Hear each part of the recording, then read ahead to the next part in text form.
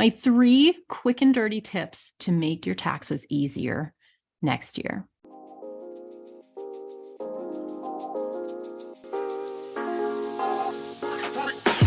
Welcome to the Sunlight Podcast. In this show, we're talking about taxes, money, and careers for self-employed people who have a big vision for changing the world with their work.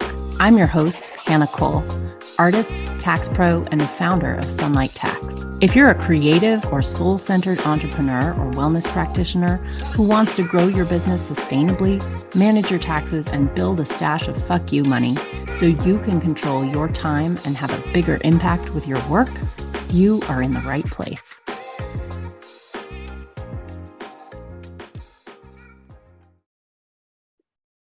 Hello. All right. This episode is coming out on tax day. So I'm going to make it all about your quick and dirty path to easier taxes. Today is all about just some really quick, tangible tips that you can use right away to make that, this sucks feeling get better. All right. So I want you to know there is a dream and the dream is real. I want to just read you a couple quotes from people that I have worked with. So listen to what some people I have worked with have said. From my client, Jennifer, this year's taxes were a breeze. Can you imagine that? And here's a quote from Jess. Taxes went from being this scary monster under the bed to just a to-do list that I do monthly, quarterly, and yearly.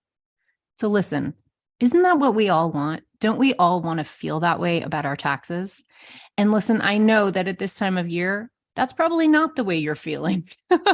You're probably feeling like taxes were harder than they needed to be. Things caught you by surprise. You maybe owed more money than you thought you did. Maybe you got confused about your quarterly tax payments. It can be really difficult, right? Especially when you don't feel like you have a guide who gets you and who gets your self-employed freelance life, your creative work, your mission-driven work. All right. So I'm here to help improve this. This might be how you're feeling. These are some real quotes from people before they joined my program talking about why they did. So I just want to read, and I want you to reflect on if these feelings are similar to what you might be feeling around now. I'm tired of feeling stressed about taxes and money. And I feel like I'm guessing on my taxes. Each year, I think I did it right and then learn later that I missed something. And I have felt an ever constant sense of anxiety, overwhelm about money, taxes, income. And this is the year I figure out money. And yet every year I do nothing. All right, y'all, it's time to not feel that way anymore. I really want to help you feel better about doing your taxes. It doesn't need to be this hard, doesn't need to be this confusing, and it doesn't need to be a surprise. So let's get started with my tips, quick and dirty tips. 3 tips you can use right now to improve taxes next year. All right, so number 1, separate your business and personal bank accounts. This is a biggie. You really need to do this, and it will help you so much. Some of you already know this and you've already done it, but if you haven't, this will improve everything. So I encourage you to do it today. Don't even wait. The idea is you want to open a separate business bank account. You do not want to mix together your business and personal items. I will do a future podcast episode on why this is so bad, but it's legally dangerous. It's bad for many, many reasons, but it also just causes you an enormous amount of headache because how do you know what was a business expense and a personal expense? It is so easy to accidentally take illegal deductions when you're operating with your business and personal bank accounts commingled. And it also means you have to go through your bank statements with a highlighter and try and figure out what was for your business and what was not. It's a mess.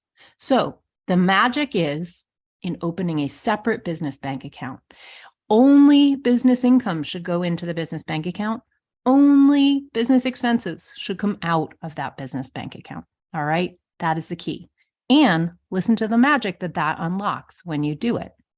What that means is you start creating a record that becomes the basis for easy bookkeeping, right? When you have bank statements that say everything that went in and everything that came out of your business, that becomes the basis for your business bookkeeping. It's all starting to be written down together in the same place.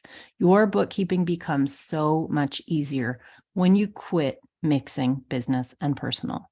I won't get into all the other reasons why it's a really, really dangerous and bad idea to mix them, but just get this one straight if you haven't done it yet. All right. Number 2, stop sorting receipts. People waste so much time on receipts, and it is absolutely a waste. There are places to focus your energy and attention, and I would say where you do want to focus is on your bookkeeping. That takes a little work. That takes some setup. That's where you need attention. Receipts, you just have to keep them in cold storage, right? That's it. It's your record for if and when the IRS, which it has a right to any given year, comes to you and asks you to prove that the statements you made on your tax return saying these were my tax deductions are true, right? It's the verification that says I'm not lying on my tax return. So it's fair that the IRS should be able to ask for that, and legally they can at any time. So, never put anything on your tax return that you don't have a receipt, or at least what the IRS considers your proper documentation for. That's for sure.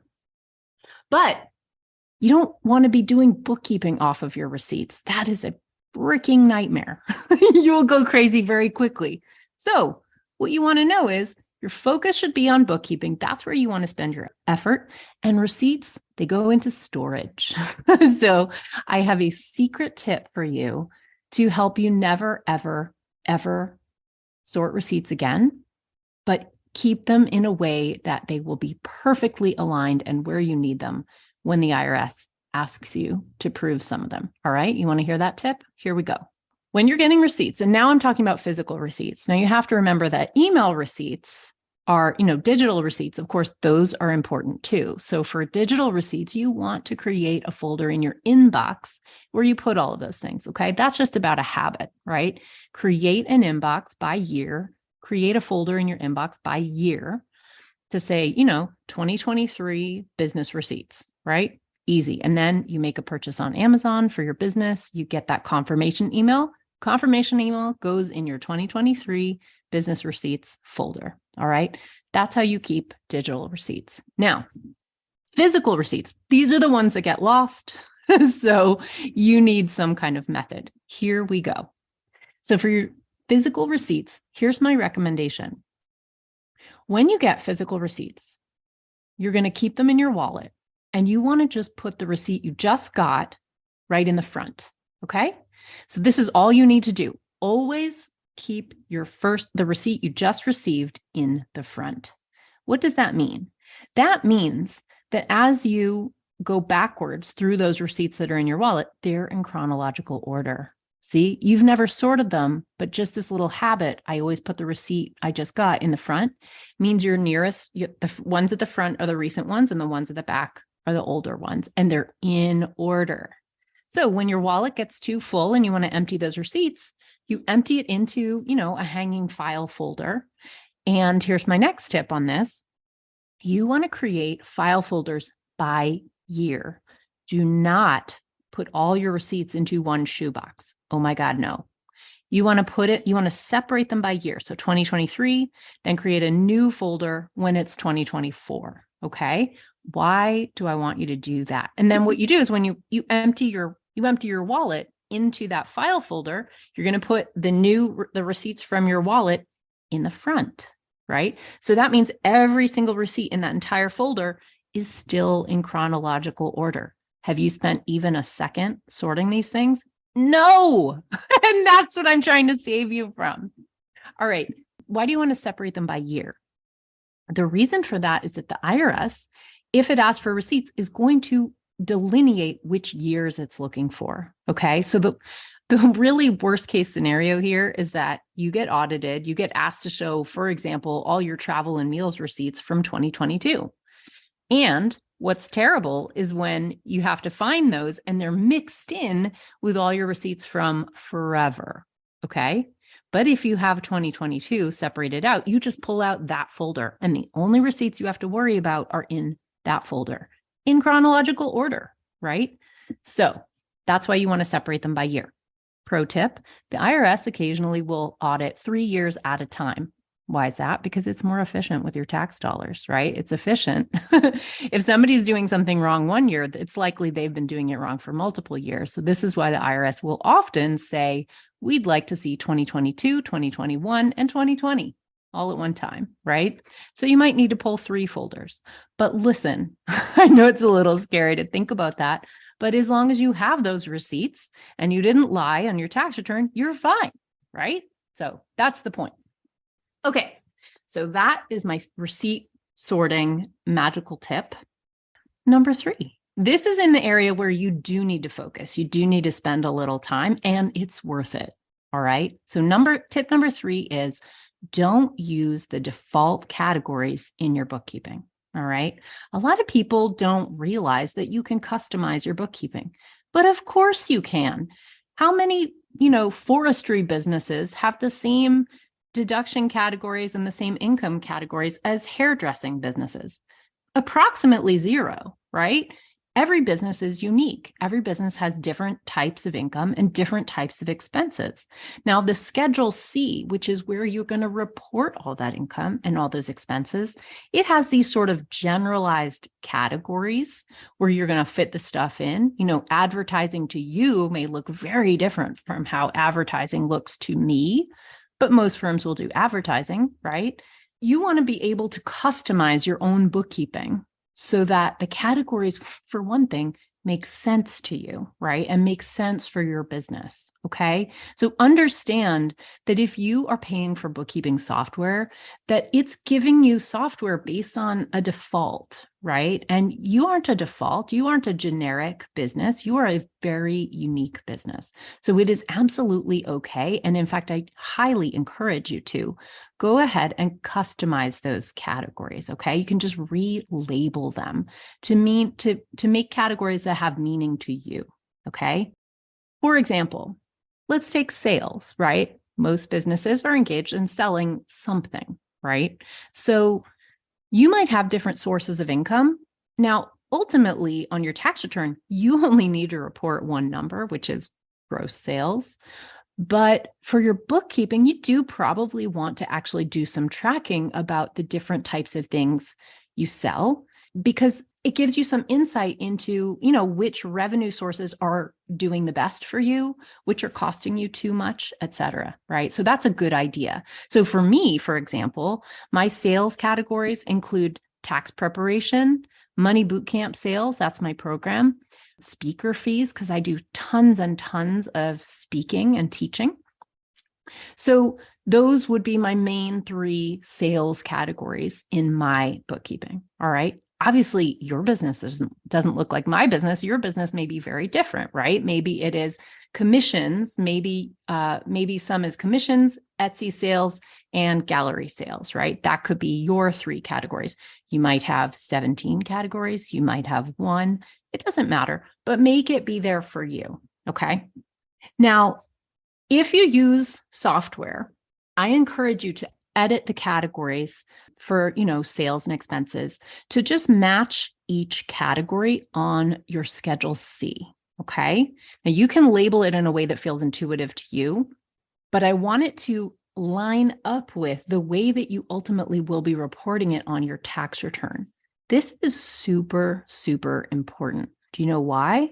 Because when you do your taxes, you want that bookkeeping to flow as easily as possible onto that Schedule C without you needing to recalculate things or add up different categories together or pull things out of categories you had set up one way that the IRS is asking for another way, okay? I'm going to give you a little cheat sheet on this. If you have not already downloaded my free visual guide to your tax deductions, you can do this really easily. You can just go download that right now. It's at sunlighttax.com/deductions guide. So if you go there, you'll see that the way I have set up that visual guide is the middle column shows what the IRS calls the item on your Schedule C, okay? But I've also created a column over on the left which is what you call that thing, right? Because what the IRS labels something might not be how you think of it as, and therefore, if you labeled it that way in your books, you'd get confused.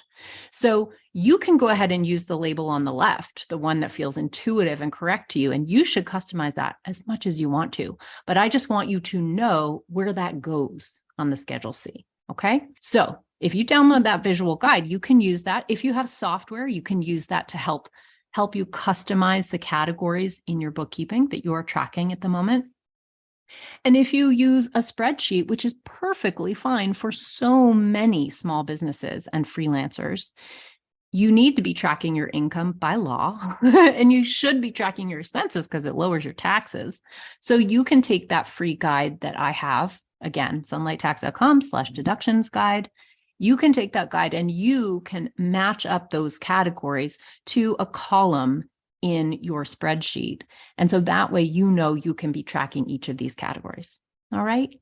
And you can even make a little note, you can, in Google Docs, for example, Google Spreadsheets, you can make a little note in that cell that says, this is the Schedule C category this ties to, so that when it's tax time, you actually remember that information.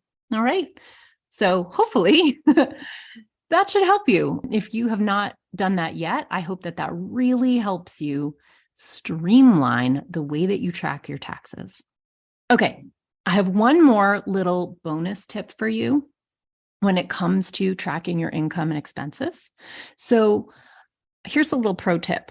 When you're tracking your income, and I just want you to realize that tracking your income is mandatory. It is absolutely 100% required by the IRS. So don't forget this. Don't miss income, because you're accidentally underreporting your income is still illegal, right? So you got to be very careful you report all your freelance or self-employed income.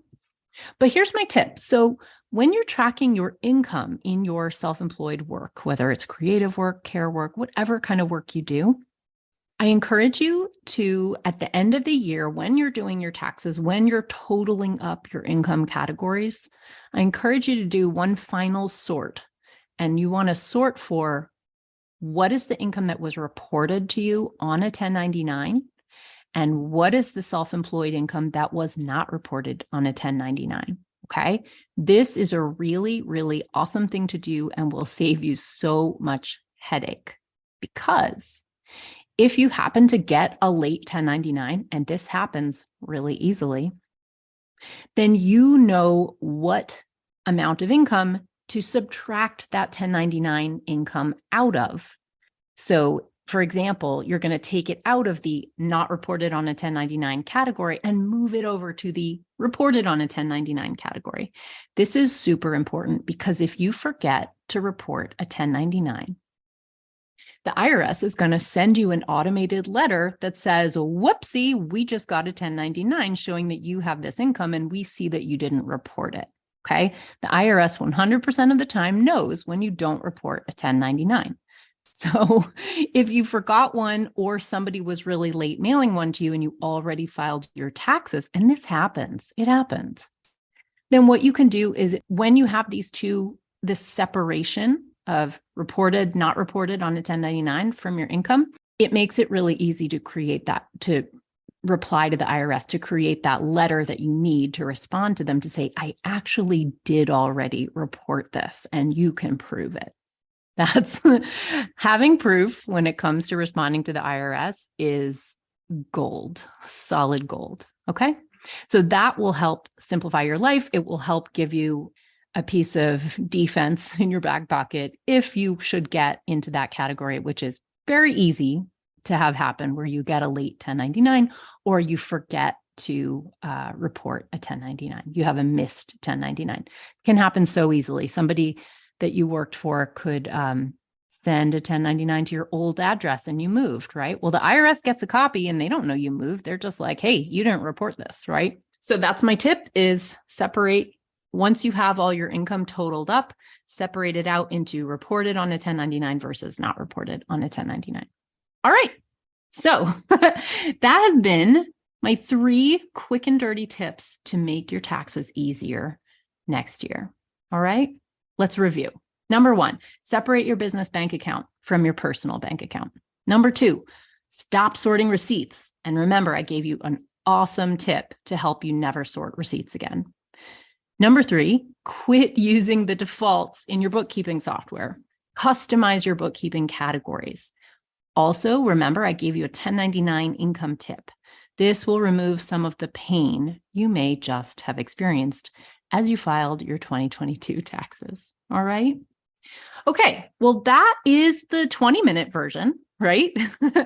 And of course, you probably know that my program, Money Bootcamp, is the total version, right? It includes the parts about managing your tax payments, paying your estimated quarterly tax payments, and growing your wealth using all the advantages of the tax code. Okay. So that's my program. It's called Money Bootcamp. And I just want to let you know that because it is deadline time and it's the time of year that a lot of you are being like, oh my God, this is awful, and experiencing that pain of not having set it up well this past year, I am opening the doors to Money Bootcamp for one last final push for just 72 hours. And so through Thursday at midnight, Money Bootcamp is open for one last time this tax season. And I want to let you know that I'm offering a special bonus. If you join Money Bootcamp between now and midnight on Thursday, that is midnight on Thursday, the 20th of April, you will get one-on-one session with me for free to triage your tax and numbers setup to give you the personalized path that you need to make it easier for you from here on out. Okay. We can look at what's causing you stress, where your systems are now, how you can improve them. And I can direct you to your quick wins as well as your next steps. I like to think of these sessions as air traffic control. I like to sort of take a big, broad survey of where you're at and what you can fix immediately and kind of give you your path for how to tune things up in the most efficient way. All right. So I'm giving those sessions free if you join Money Bootcamp this week before Thursday at midnight. This is the last time Bootcamp will be open this tax season. So if you know that this is what you need, then I want you to stop what you're doing, go to sunlighttax.com and click that big yellow button that says Learn About Money Bootcamp. All right. So you're going to go to my website, sunlighttax.com, and just click that big yellow button that says Learn About Money Bootcamp. You can also click the link right here in the show notes of this podcast. And, if you're driving, maybe you're going to ask Siri to remind you to click that yellow button, go to sunlighttax.com before Thursday evening. All right. So, and also just a little note on those bonuses. When you join, you will not get immediate confirmation of the bonus, but Mark and I, my assistant Mark and I, will be sending out the links to book that free one-on-one triage call with me the day after you join. Okay. So you will get it, but we're kind of busy this time of year. It might take us 24 hours. All right. All right. So I hope that's been super, super helpful for you. Remember, if you've been thinking about Money Bootcamp, if you've had that pain and you want to make it better, you've got an awesome chance to do that. And I encourage you to think about it while you're experiencing that pain, because that pain will keep on coming unless you take the action to fix it. And we will help you fix it in Money Bootcamp. All right. I hope these 3 tips have been super useful for you all. Let's go out and improve our systems, even just a little bit, so that next year feels great. All right. Talk to you later, y'all. Bye. Thank you for listening. If you like the show, be sure to subscribe, leave a review. It really helps, and share it with a friend. I'm so grateful. This podcast is for education and entertainment only. Nothing in this episode should be taken as individual tax or financial advice. You can find all the tools, books, and links we reference at sunlighttax.com/podcast.